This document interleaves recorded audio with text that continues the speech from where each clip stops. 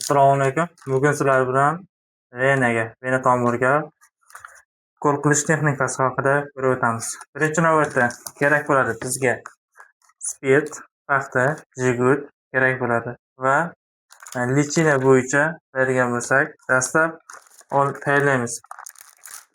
Shpris ochib olamiz. Birinchi navbatda qo'llar ochilgan holatda bemalol, chunki shpris ignani qo'lga kiritmaslik kerak bo'ladi. Keyin bemalol ochib olib tortamiz.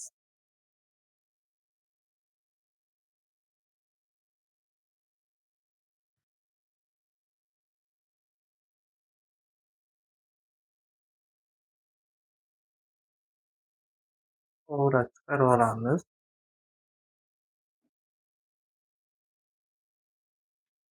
Qo'yib, sarxonlikka solib qo'yamiz bemalol.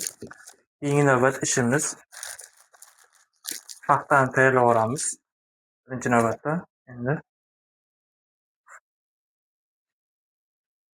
endi venaga qilish texnikasi batafsilroq birinma-ketin bajaramiz. Birinchi navbatda bemorimizni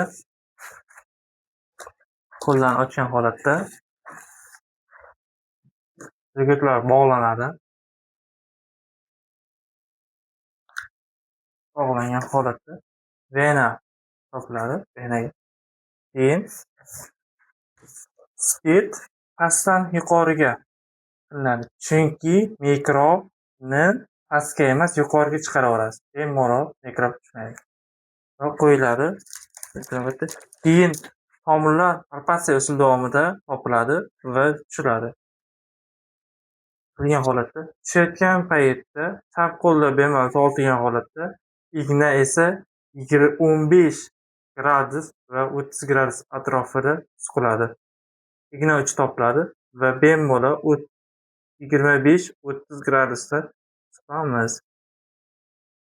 Suqqan holatda bo'ladi. Bemalol kiritamiz va qon kelishini kutamiz. Qon keldimi? Demak, qo'llar ochilgan holatda qilamiz va jigutni tortib yuboramiz. Bemalol qilamiz va qilayotgan ukolingizni ko'rpasiga qaragan holatda sekin asta holatda yuboriladi.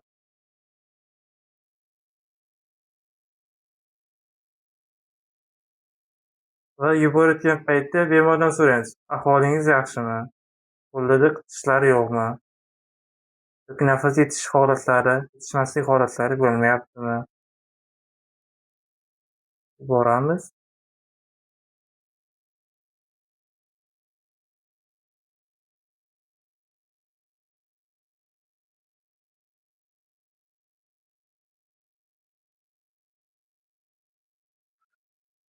Bemalol yuborib bo'lib,